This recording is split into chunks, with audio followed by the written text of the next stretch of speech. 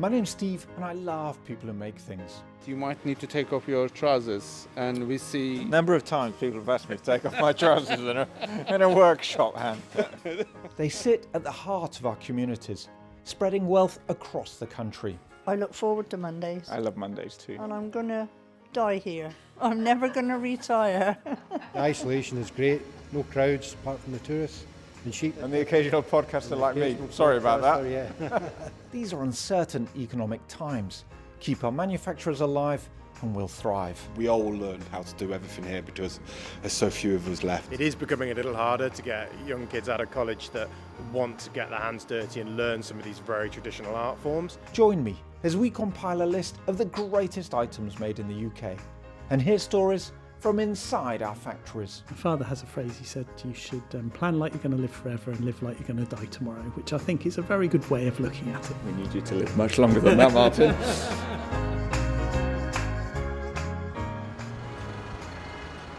Welcome to the factory next door and welcome to Fish Island in East London. What an epic name. Now I haven't seen any fish here yet, but I'm sure there's a historical reason why it's called that.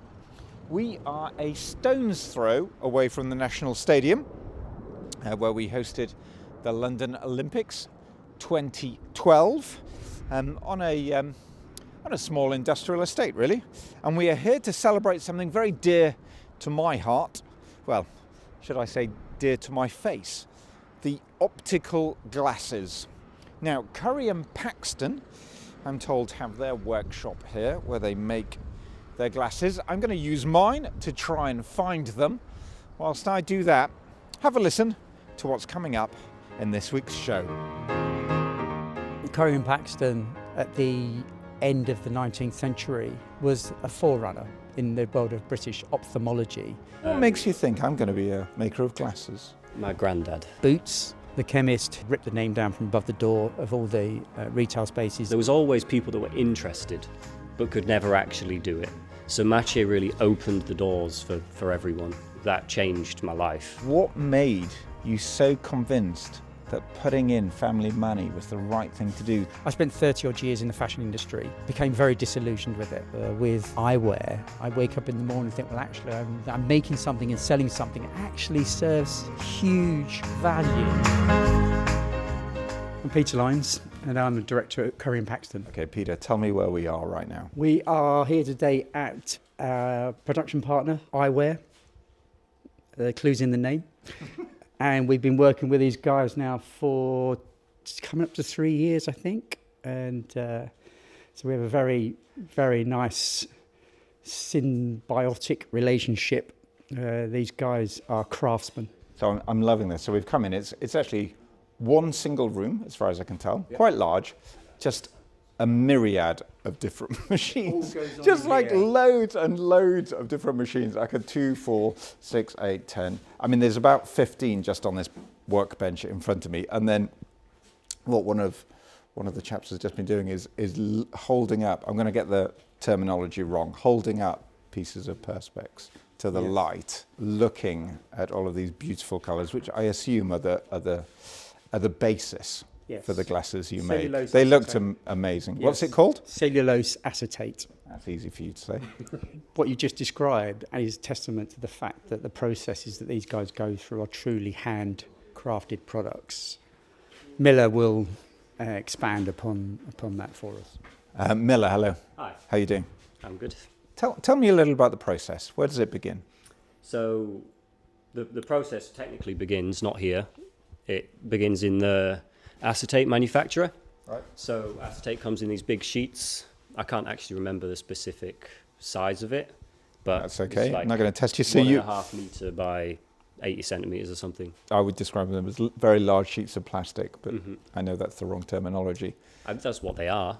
Yeah. Specifically acetate. I'm pretty sure acetate was kind of developed for eyewear a long time ago. Eyewear was made from tortoiseshell and things. Tortoiseshell as a material for eyewear is very, very good in terms of what you want it for. But obviously it's not, we don't want to be using tortoiseshell. So acetate was... Give the tortoises a break, right? Yeah. When did you start then? coming on for 12 years ago now. What makes you think I'm going to be a maker of glasses? My granddad. No, it literally was. So he was a frame maker back when the industry was thriving. I think he started his apprenticeship when he was 13 or something. And so the factory's all closed down. He carried on in his garden shed. So I grew up watching that and sort of thinking I was helping sometimes. That's probably really annoying him. Because that was his peaceful place. I go in and mess it up. I'm sure he loved having his grandson there with him. He would have done. So I did a graphic design course, but I realised I always enjoyed making things, and it wasn't as hands-on as I wanted. And then my dad told me that my granddad had always held off having an apprentice in the hopes that I would learn, but he'd never said anything to me. So I went for it. I was only there for 5, maybe 6 months, because it was so old school the way that he wanted to teach me. He wanted me to spend a year just doing this one little thing and then move on and I just couldn't. I could not. I'm sure there was method there. It's a bit like the Karate Kid. Yeah. If I'd followed it, I'd be grateful. But no, I couldn't. I really struggled with it, because I just wanted him to show me the whole process at least, just so I could try and do it. So I ended up moving after half a year. I ended up moving back up north to my parents. They helped me set up a workshop, and I just practiced. And then eventually, I was making frames good enough that my granddad could send me work to sort of do. He must have loved that.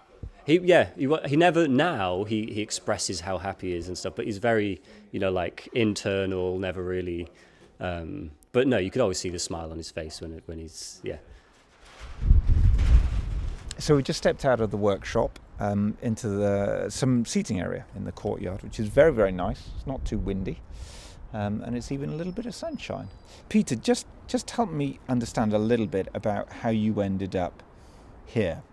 Well, I started in retail on the shop floor, which used to be the thinking was that was the best place to start. And I was working for a business called Mothercare, which some of your listeners will be familiar with. My first experience was 2 weeks in the Mothercare store in Basildon. And within 2 years, I was running a shop on Oxford Street, which was a daunting experience, 19 years old and busiest shopping street in the world at the time.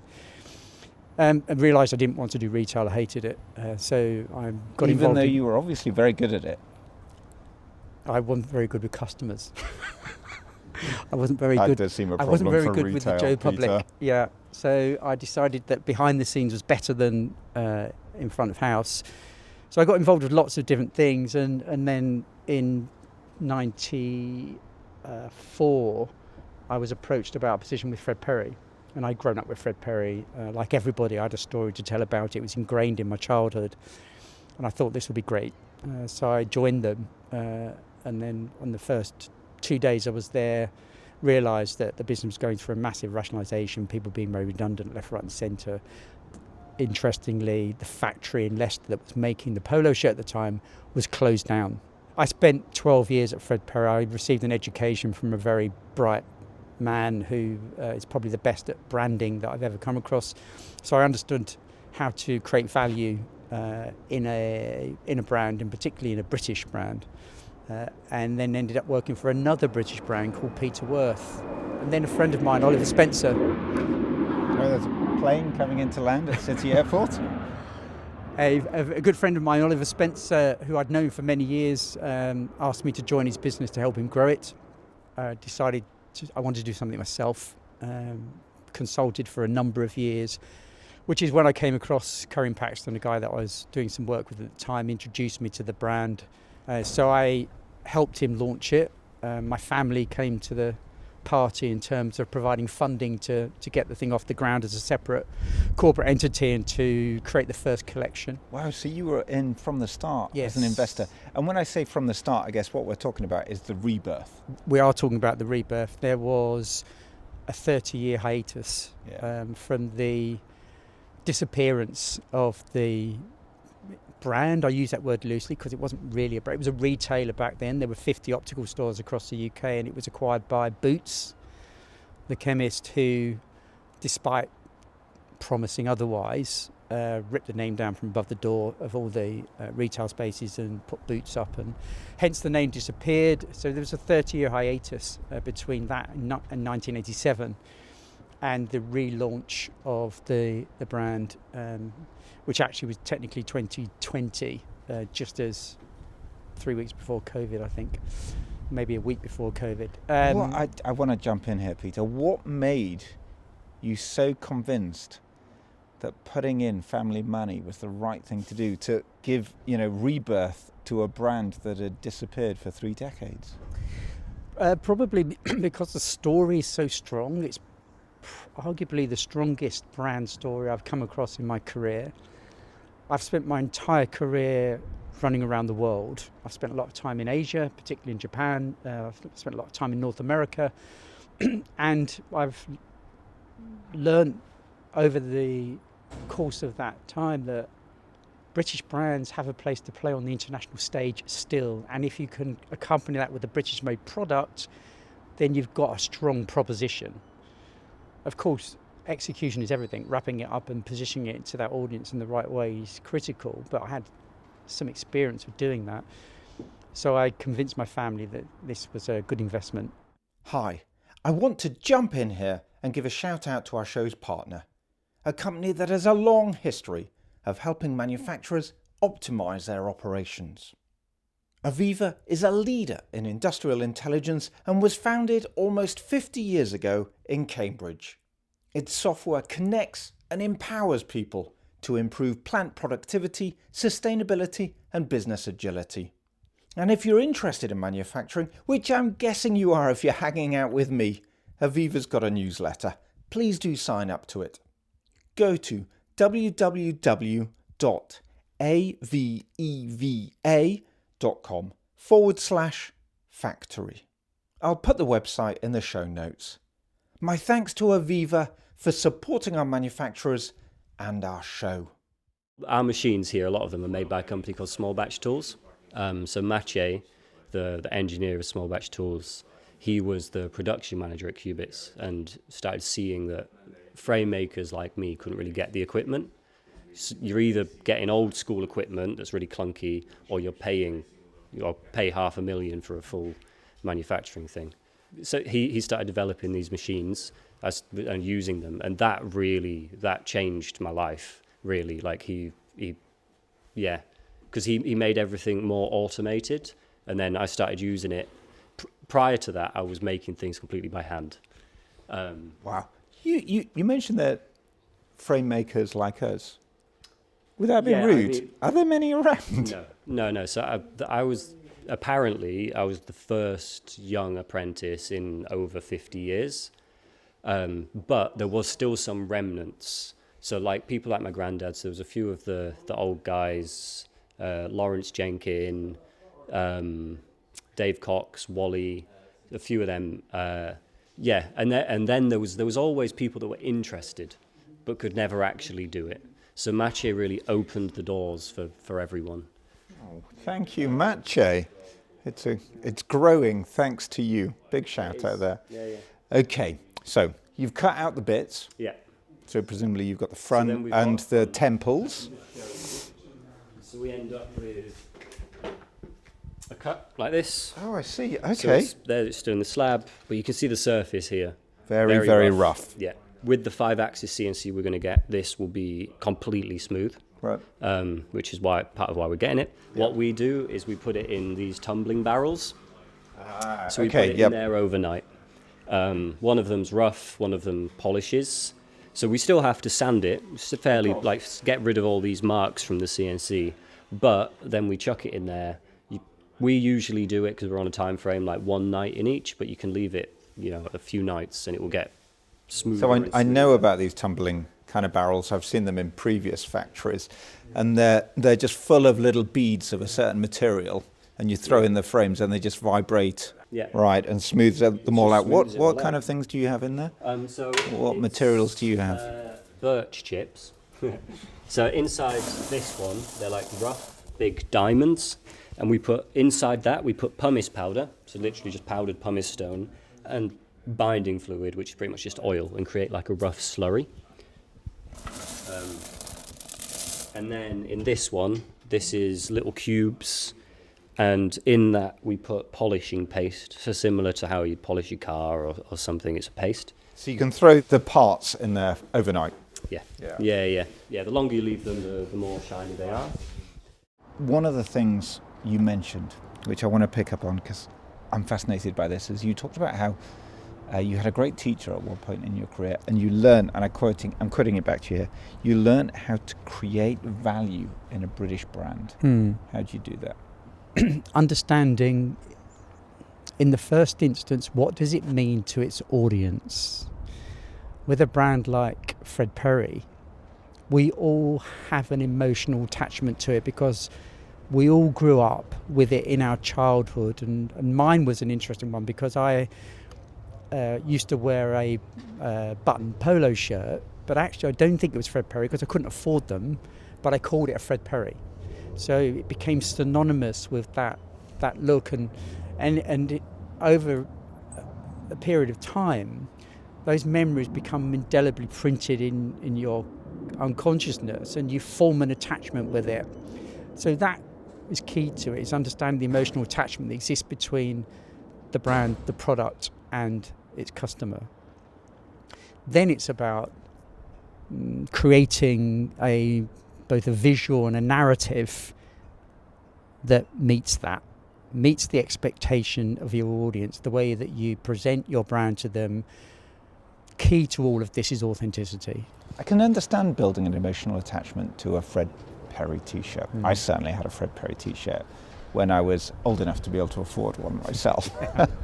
But can you build an emotional attachment to something that is essentially a medical instrument, a medical equipment? Well, I think these glasses are. Yeah, precisely because of that, I think it is very possible to do, because all eyewear, both sunglasses and optical frames, are a medical device. There is a trust element attached to it, and one of the key pillars of a brand customer relationship is trust. So if we are able to foster that, amplify that, then I think we can create that emotional attachment. Hi, my name's Leo and my dad is Steve, host of this show. I want to say thanks to everyone who follows the Factory Next Door. You are all lovely people. My dad says everyone who listens is a friend. A big shout out to those of you who have starred, rated or reviewed the show. I hope you get joy from this podcast. I get it from video games, but each their own. I'll let you get back to the show now. Bye! What's the hardest part of making a pair of glasses? Probably having an eye for what you need to look out for. I know that's quite a broad thing. Once you've made the front and the sides, they're not connected. So then you have to connect them together, and the way in which you connect them together dictates the width at the head, which is obviously how most people are going to feel like it's comfortable and how it's going to fit on them. So if you go through the whole process and then you do the final step, which is doing that, and you mess it up, you've messed up all your work. So that's probably like the hardest thing. Can you get that wrong easily? I don't want to sound rude. Is it easy to get that wrong? Yeah, because if you take a tiny bit more off the join, it could bring it out like that much at the ear. So, so you've got your pieces. Mm-hmm. You've put the temples on the front. Yeah. I always say sides, but yeah. Sides, it's okay. Commonly known as temples, yeah. You put your sides on the front. Yeah. Are you done then? Can you ship it out? No. So then it's final touches. We have QC. We do a final polish by hand, which really... So it's this shiny when it comes out the tumbling barrel. Yep. Yeah, which is looking shiny, beautiful. yeah. Bear that. But look at the difference here when we do a final hand polish. That's what you're after, is it? Yeah, we want it to be like glass. You've done it on an edge of the front, and you can really just see the difference about how that one really pops. That one's like, oh, dazzling. So you take a little bit more time than I am now, but you see the difference that's made now. So we want the whole frame to be really like a glassy finish like that. When you became a minority shareholder in 2020 and then you became a 100% shareholder in 2022, was a key factor for you sourcing British manufacturing sites? No, actually, Okay. I'd kind of given up on it at one point because Had you? I'd come across a couple of companies in the UK that are still making frames here. There's only two, and I'd spoken to them. One of them wasn't right for us, and the other one was just not interested. Quantities were too small, and actually the guy that owns the business now is finding it very frustrating. So I got to a point where I was, well, if I can't do this, what is the next best thing? Italy has a very, very strong optical industry, as does France. And so I was playing around with what's the next best thing to do here. So I thought that was where I was going to end up. In fact, we've made some production in Italy and perfectly good product, but it doesn't resonate in the same way as. So you were very close to, on the side of the glasses, which actually I'm wearing. You were very close to having Curry and Paxton made in Italy. Well, we did. We made one frame in Italy for a couple of years. Then I discovered Lewis and Mila, and we're going through that process thinking, please work. Please work. And fortunately, these guys they're artisans, they're craftsmen. There's a challenge with this because as the business grows, so does the demands in terms of the number of frames that we're going to need to be making if we're going to keep everyone happy, if that's the right way to articulate that without sounding pompous. But we're working together to solve those problems. What next? Well, Curry and Paxton was at the end of the 19th century and at the turn of the 20th century was the forerunner in the world of British ophthalmology. Curry and Paxton were what we would call today entrepreneurs and innovators. They were designing products and had patents for instruments, ophthalmic instruments that other people hadn't dreamed of. So the spirit of that is what we have constantly strived to retain. It warrants an international stage. It has a credible story that I think people near and far, east and west, will want to discover. And if I can make that happen, what an amazing sign-off for my career. Incredible. I don't doubt you'll make that happen, Peter. I have 100% confidence in you. Do you have 100% confidence in you? Well, I don't think anybody can be 100% confident in their ability to deliver anything. Selling products around the world it's a challenging thing to do, and not least when you're selling a product that's of the nature of a pair of optical frames. It comes with a whole bunch of other things attached to it because it's a medical device. It's a challenge, but it's a challenge that makes the whole thing a lot more interesting, frankly. I spent 30 odd years in the fashion industry, became very disillusioned with it. It has become all about make more, sell more. It doesn't matter so much about the quality of the outcome, whether it's the consumer experience or the product itself. And I found with eyewear a world where there's purpose in it. I wake up in the morning and think, well, actually, I'm selling something, I'm making something and selling something. It actually serves huge value to its customer. The global optical market is set to almost double over the next 5 years, all due to all the reasons that we'll all understand. More time on digital devices. We're wearing glasses younger, we're wearing them older because we're living longer. It's a market that serves an absolute purpose and gives me a great sense of self-worth, I suppose, in the mornings when I get up. I've got to say, sat out in this courtyard, despite the planes constantly flying overhead, it's been an absolute joy chatting to you, Peter. One final thing, though. Yes. I was sure you were going to turn up wearing a pair of glasses, and you do not. Well, yes, I have a varifocal prescription, but I struggle with varifocal lenses, so I only wear glasses for reading and computer work. Obviously, I'm behind my computer a lot, so when I'm behind the computer, I can't see a thing without them. But otherwise, I've putting it off for as long as I can. I think I'm probably a year. But you do wear them. I was a bit worried here that we had a kind of slightly don't trust the bald barber kind of situation. No, I do wear them. I have 18 pairs of sunglasses at home and 4 pairs of optical frames. 2013 was the first year that I realised that it wasn't the quality of the print in the newspaper that was bad, it was my vision. Peter, thank you so much for chatting to us. Absolute pleasure. Thanks, Steve. Number 44 on our list of the greatest things we make here, the Optical Glasses by Curry and Paxton, goes into our shed of greatness. Thanks to Peter and the whole team at Fish Island for letting us hang out with them for a few hours.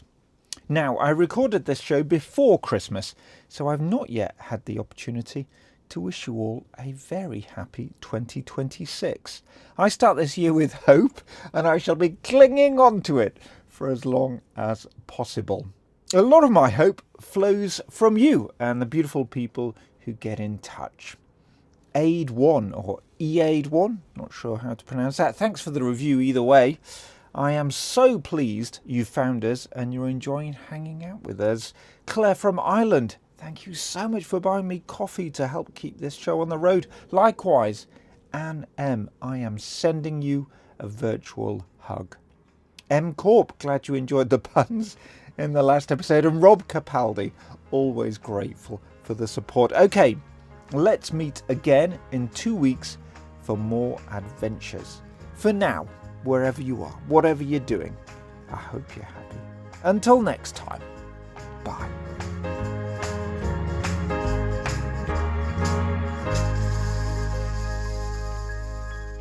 A final shout out to our show's partner, Aviva, a company that has a long history of helping manufacturers optimize their operations. It's a leader in industrial intelligence and was founded almost 50 years ago in Cambridge. Its software connects and empowers people to improve plant productivity, sustainability and business agility. If you're interested in manufacturing, which I'm guessing you are if you're hanging out with me, Aviva's got a newsletter. Please do sign up to it. Go to www.aveva.com/factory. Just a reminder, I'll put the website in the show notes. My thanks to Aviva for supporting our manufacturers and for supporting our show.